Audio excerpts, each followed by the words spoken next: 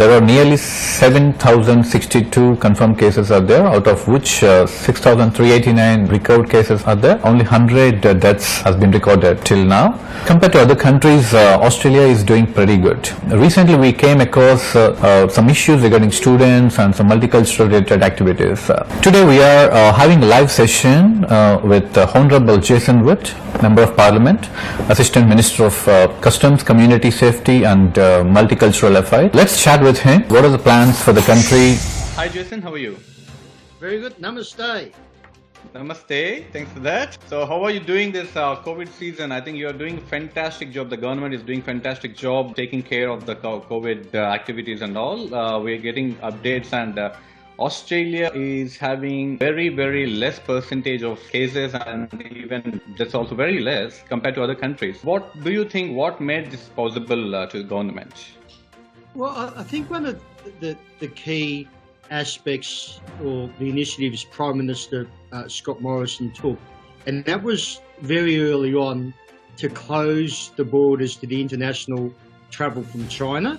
And we criticised at the time from China, and even the World Health Organization at the time was saying it was an early call, but it was the right call to make. And if you look at other countries, in particular in Europe, and you look at Italy and France and Spain, those countries didn't actually shut their borders till much later. And also too, we closed the borders every time people were coming into the country, whether it be from Iran or northern Italy, when we're straight away finding when they arrived, there was a high percentage of those arrivals contracting the virus. Again, the Health Minister, Greg Hunt, working with Border Force, and one of my portfolio responsibilities is looking after the Australian Border Force. They just did a great job and put the bans in place. But the other big one too was putting a 14 days isolation returning from overseas, and that has obviously been fairly expensive to put in place.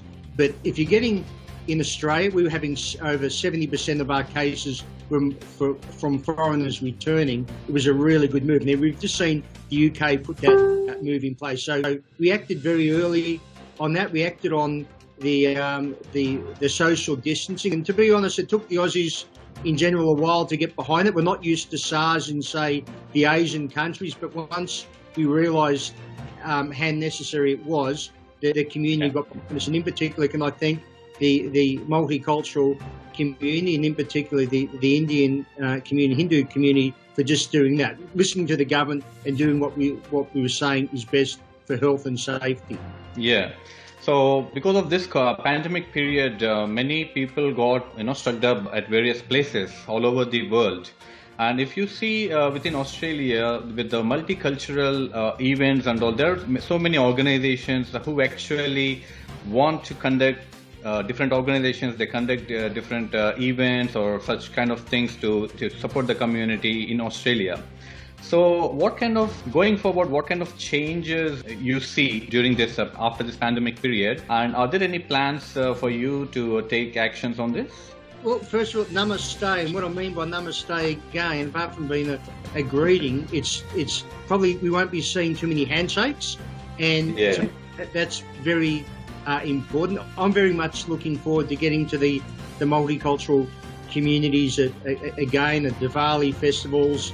But in saying that too, we're going to have to look at the social distancing until there's a vaccine, and that may be some time off. And can I just say a huge thank you to again our Indian community, because right when this started to take off, there was events coming up where the Indian community came back to me and said, listen, we've invited you to an event. We think it's best it doesn't go ahead. It took the pressure off me, and it took the pressure off the wider community. So we're looking forward to things getting back to normal. And when I say that, it's just when it gets to a stage of overall being safe. But precautions have to be put in place. And again, can I just pass a huge message on, please, if you haven't done so, download the COVID Safe app. Now, one of the big reasons behind the app and why it's so important and Prime Minister Morrison is leading the charge on this. We've now up to 6 million people. In Australia, there's 16 million people with mobile phones. We've now hit 6 million downloaded the app. Now, my background, I was a police officer. And if you go into a scene and you're trying to track down all the witnesses and some have left, it actually takes a bit of time. With the contact tracing, that's what's happening at the moment. They're trying to work out who was at okay, you've got the virus, where were you? I was at work, I was at a cafe, and they have to track those people down. With the COVID Safe app, once it gets to a good percentage of the population, it'll just become really easy. Straight away, that person will get a message, please contact us because you've been in the vicinity for more than 15 minutes of a person who has a virus. So that's really important. Yeah. So coming back to the students, when there is a scenario came with the students, I think you're the first one to respond back that we are with students, don't worry, we're going to take care of you. We really congratulate on behalf of the community. What are the actions planned after COVID? Because the economy, students, education is the main important income source for the country as well, as you know. So what are the actions planned to invite more students after this COVID? Is there any actions? Well, first of all, can I say again a big thank you to the multicultural community. And I know when it came to the Indian community, they were looking after international students, whether it be Indian or Sri Lankan, it didn't matter when. You found all the multicultural communities were doing this. And that's part of the reason why I was very confident, is because we had this great show of compassion. At the same time, too, the federal government's made $200 million available through Minister Anne Ruston, $7 million through the Red Cross. I know universities are kicking, I think it's $125 million in now the states and territories.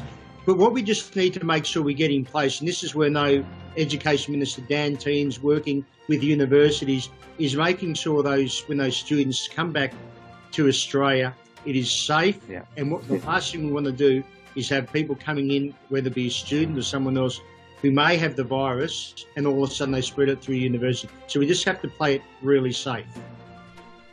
Yeah. But there's definitely work underway with that. Yeah, that sounds good. How about with the immigrations? Like, are you seeing any changes in the immigration intakes with this? And what are those? Well, you make a really good point. The problem is we've got at the moment, obviously, there's no flights. So, but saying that too, we've maintained our immigration intake at 160,000 per year, which roughly works out 70% skilled visas and 30% family reunion. Can I say the Prime Minister has made it very clear that will continue in the future. Unfortunately, the Labor Party, Christine Keneally, the Shadow Home Affairs Minister, has come out and said wants a review and wants a reduction on those numbers. We don't think that's good for the economy, and it kind of makes no sense because the numbers are naturally going down. Why? Because there's no actual travel. In actual fact, there's going to be work to get the travel to come back and making sure we get those skilled migrants and get those people from overseas, whether international students or others coming to Australia. Yeah. Can I say too, when it comes to the Indian migrants, and I've found this firsthand, very entrepreneurs, very much into ITs, and they just really get out there and create jobs. Great, yeah, that's what we see most of the percentage in this. Thanks for that. Can India expect a new business deals with relations to Australia? With India, I think there's a fantastic opportunity. India's already our eighth biggest trading partner and our fifth biggest exporting country. And as you know, India's the largest democracy in the world. And there's now great opportunity for both countries. And obviously, we're very keen to find export to India when it comes to barley and beef and these other products. Australia is very safe and very clean country when it comes to exporting around the world, and that's something we really want to continue to push. And we're such a big country when it comes to agriculture, sheep and cattle, all those sort of. So there's great opportunity there. And at the same time too, you look at India. We very much look forward to having two-way trade with such a magnificent trading partner as India. And we believe now that'll only improve into the future. Yeah, the Australia government has taken the very tremendous good steps to control this pandemic. Do you see, like the other countries are saying, there's a second phase of pandemic going to come and all. So do you think like Australia is also going to face that kind of issues? I think this is the big issue which the Prime Minister has very much raised awareness with the public, and he's obviously set up the National Cabinet, and it's all the health ministers and also the Chief Medical Officer Brendan Murphy working with experts around the country. The concern they have is all of a sudden we'll think, you know what, Australia's done really well, let's ignore the social distancing, let's go back to shaking hands, let's just go back to restaurants. We can't do this at the moment, and this is where the states and territories, it's a step-by-step process, but again, when the COVID Safe app is going to be so important, because if there is a breakout, and we had a bad one in Tasmania, that app, we had a potentially person maybe going to a number of venues and not making it apparent to those doing the tracing. It's going to help the investigators out. So we just have to make sure we just follow what we have been doing and just do it slow as things open up. Yeah. So with regarding, you have seen that during this pandemic period, digital media and the social media and digitally, there is a huge rise in the viewership as well. Digitally, it's going very good. If I have to take to you, digital piracy issues going in the market, especially with Australia as well. So there are so many Indian TV channels where people can watch all the Indian content legally. There is legal and illegal platforms are there. There's a huge chance of government is actually losing the money on it as well. So do you have any plans, or are there any digital piracy laws Australian government is having at this point of time, or do you have any plans to take actions on these kind of platforms? Well, first of all, it's more of a question for the Communications Minister, Paul Fletcher. But piracy is piracy, and what we just want to make sure, if someone's done the right thing and got a license, that obviously they get great opportunity. Can I just also when it comes to innovation, advanced manufacturing, one of the big things I've been pushing in my own electorate, the area of Beaconsfield, it's going to be called Meta City, and this is going to be a 10,000 innovation advanced manufacturing hub. And why is it so important? Because you're going to have something in the southeast here. It's going to create all these jobs, and in particular, can I say, for the Indian community, is very much focused on IT and innovation. It's going to be absolutely fantastic. Now, even from you being from the western suburbs, when it comes to now, I think the future is going to be more people working from home, and you can have like the shop front in Meta City or another location, and people will be working from home in the future. I'm hearing this from a lot of businesses, and I think that will be the future. That's fantastic. I would like to say thank you so much for giving us a chance. And at the end, what you want to tell to the Indian community in your words?